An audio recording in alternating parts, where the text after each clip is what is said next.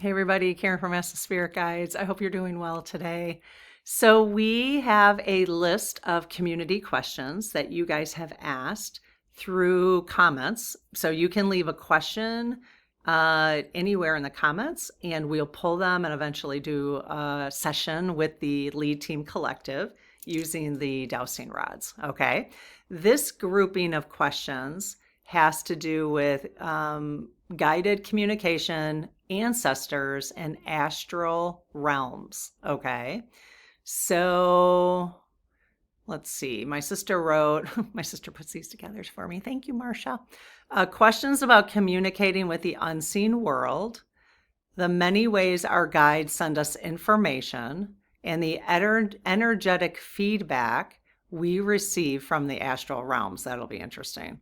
We also explore the mechanics of astral travel and how to interpret your deepest spiritual signs.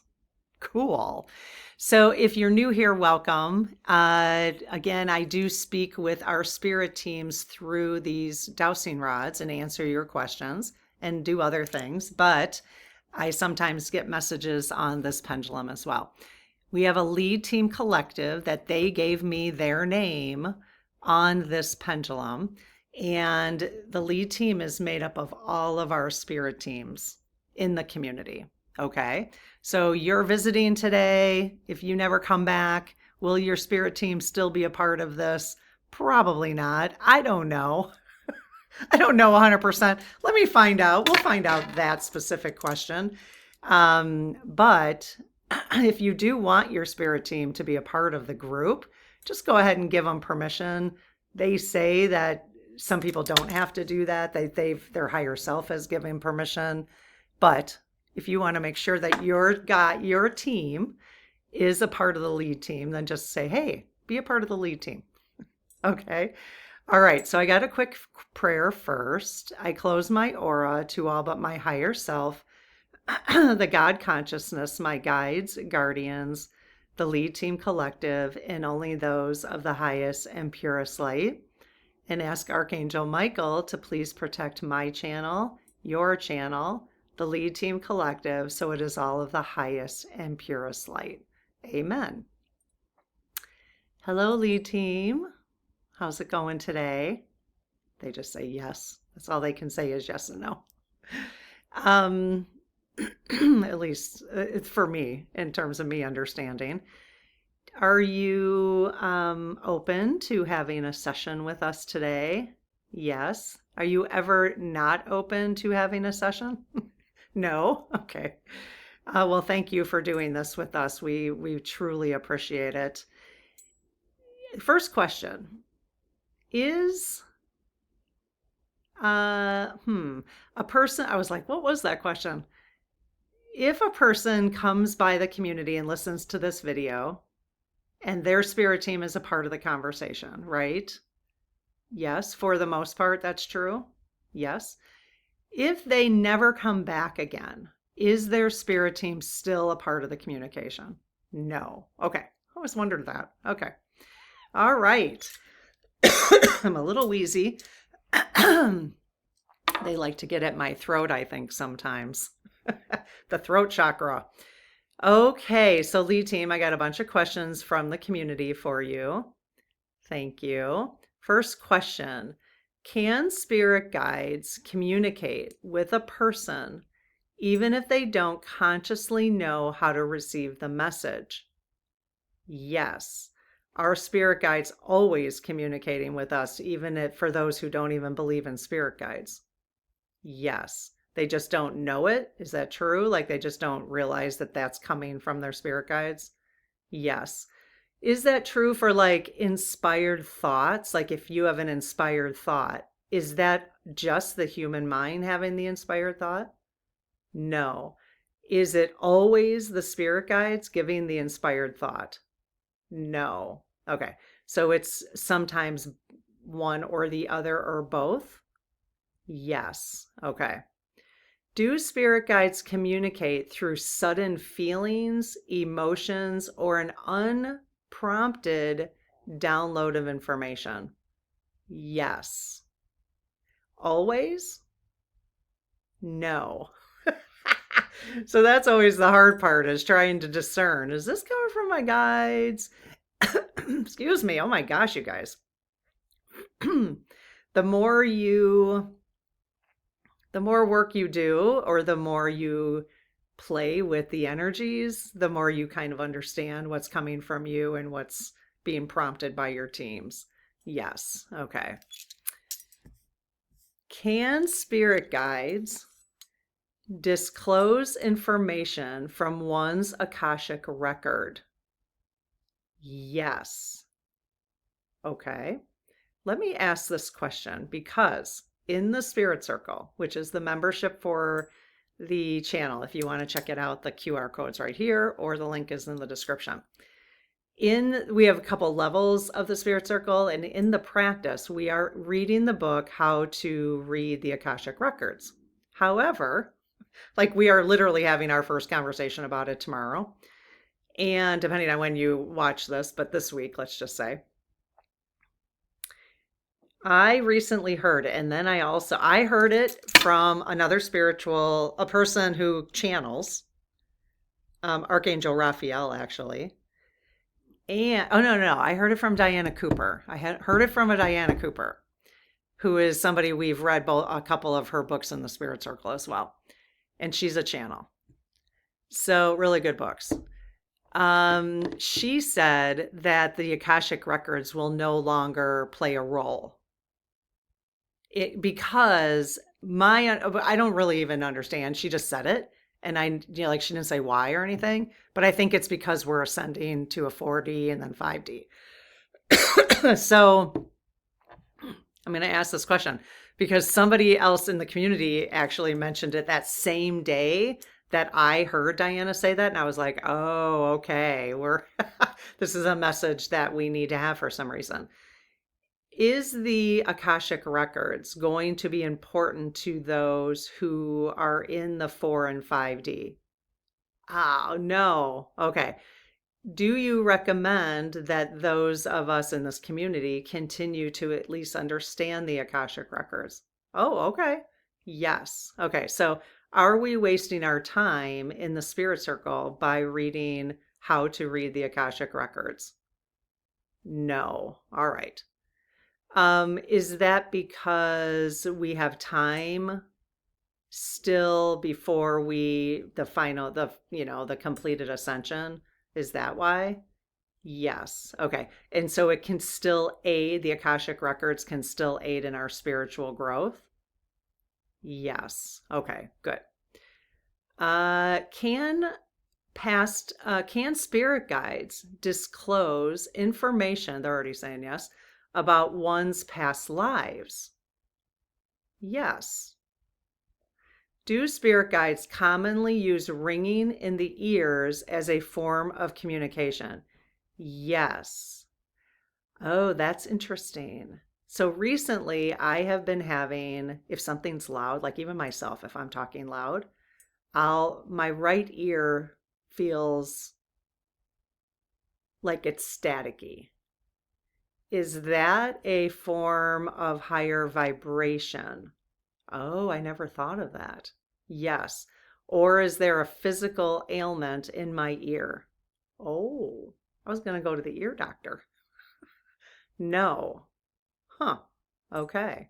So that's part of the ascension process, the rising. Okay. See, this is what's going to be interesting, which is why I'm glad we're all here together exploring these things over the next couple years, because the ascension process is going to be interesting, to say the least, right? It's just interesting, because how are we going to know, especially if you're in your 50s or older, or 40s, like, how do you know if it's not a physical ailment versus, so we're always just going to probably have to check it out. I don't know. You'll have to let me know what you guys think. Do spirit guides ever show themselves as tiny, bright, they're already saying sparkly lights? Yes.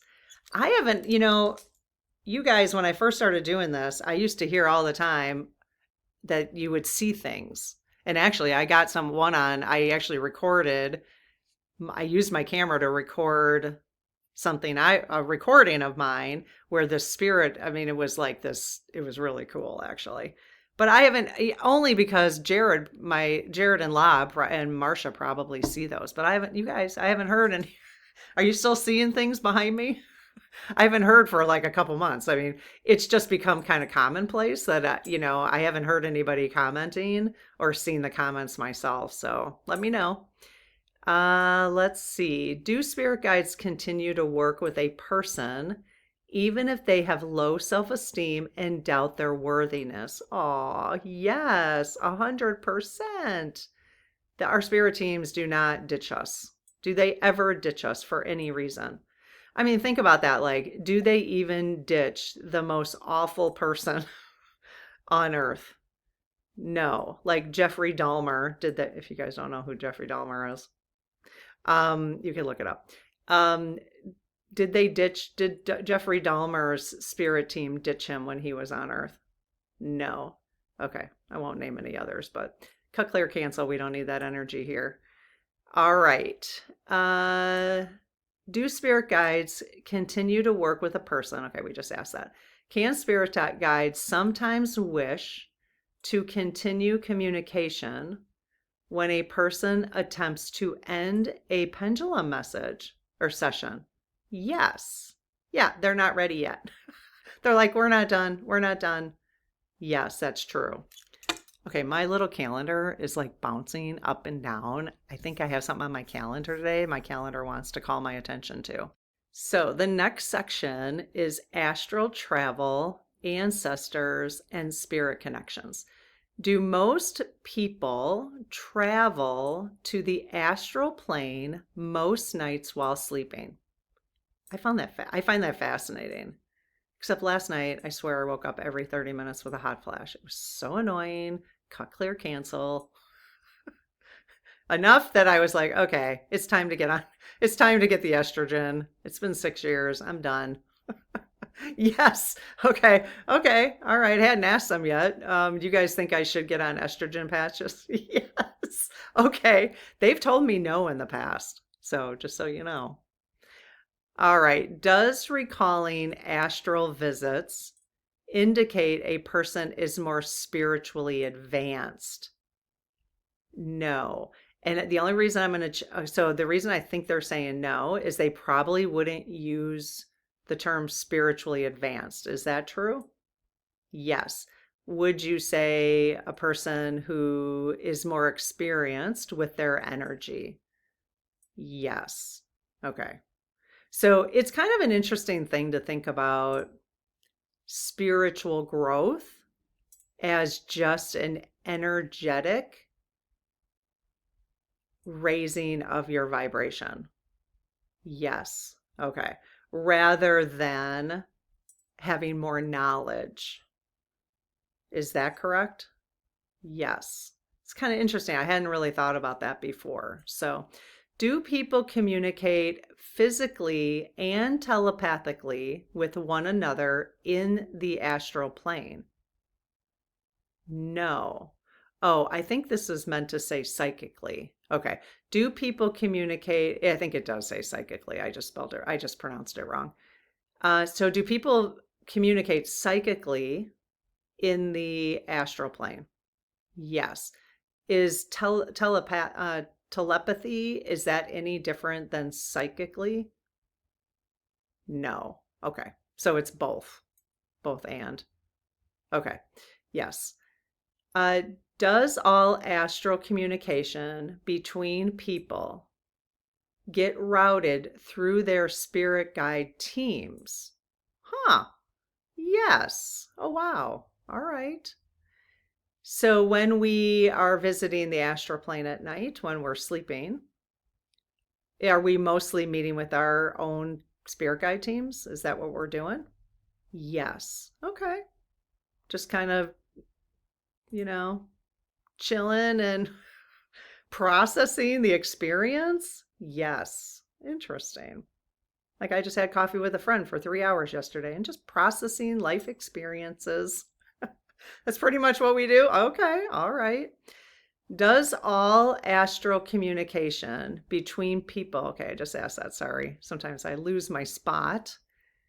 Is a full body vibrating feeling normal for days after a deep meditation?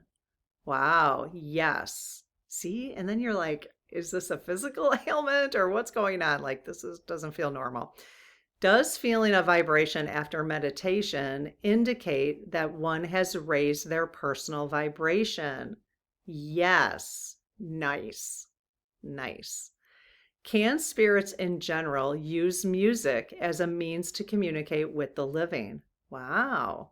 Yes, but do they do that where you would hear music in your ear? Yes. Or do they like all of a sudden something came up on your playlist because they prompted that? Yes. Okay. So both ways? Yes.